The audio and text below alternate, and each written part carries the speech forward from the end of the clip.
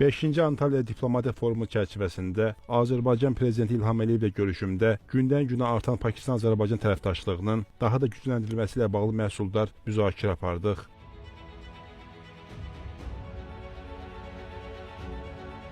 Bunu Pakistanın Baş naziri Məhəmməd Şahbaz Şərif X-dəki hesabında yazıb.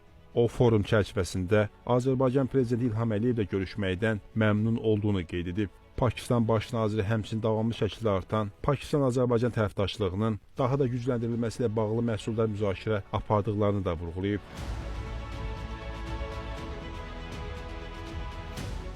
Antalya'da keçirilən 5-ci Antalya Diplomatiya Forumu çərçivəsində əziz qardaşım, Azərbaycan Prezidenti İlham Əliyevlə görüşdüyüm üçün çox şadam.